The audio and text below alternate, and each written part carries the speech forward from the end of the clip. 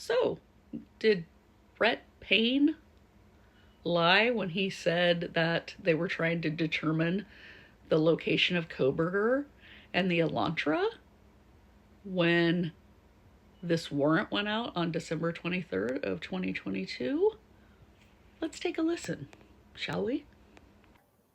So he's, yet again, it would appear intentionally misleading the magistrate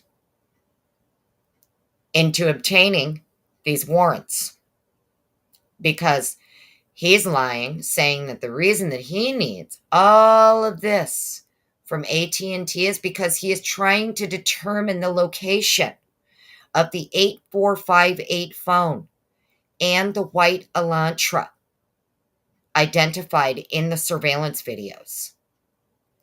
When December 23rd, 2022, FBI, Pennsylvania State Police, and ISP already had eyes on this motherfucker and were watching him take runs around his parents' private gated community and drive all over Monroe County, Pennsylvania. So, interesting. Payne is literally lying to obtain the warrant. And yeah, I'm going to say that. That's not even my opinion.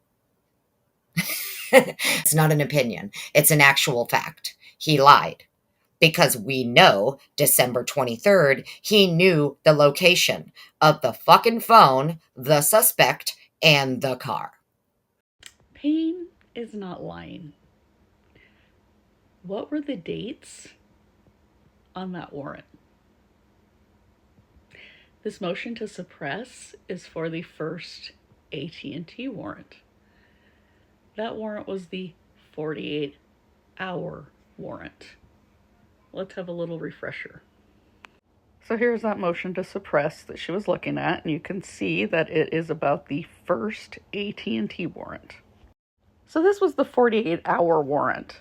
So it was for the dates of November 12th to November 14th, 2022. Now, Logsdon made a boo-boo and put 2023 for the dates, but if we look at the original warrant, you can see that it's 2022. So here's that original 48-hour warrant done on December 23rd, 2022, and it was for November 12th through November 14th. Now, here's the statement that Miss Potts believes is a lie by Brett Payne.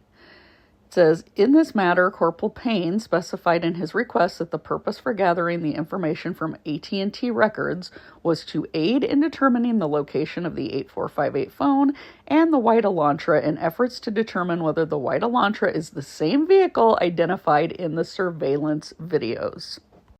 Now, while she is correct that at the time the warrant was requested, December 23rd, 2022, Koberger was already in Pennsylvania and already under surveillance, the time frame being requested in the warrant was not for December 23rd.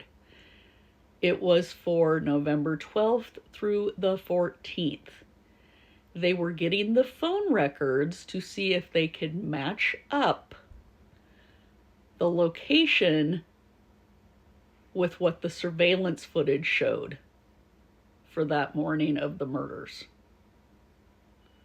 So remember, they said they have his car on surveillance on the WSU campus. Then the phone goes offline around 2:47. Then it comes back on again at 4:48, but they also have surveillance footage of the car in Moscow, including from that 1112 Ring camera. They were gathering the cell phone records to see if the cellular data for his location matched up with what was being seen on surveillance video. It wasn't for when he was in Pennsylvania. So no, Brett Payne did not lie in that statement, and he was not trying to fool the magistrate or deceive the magistrate.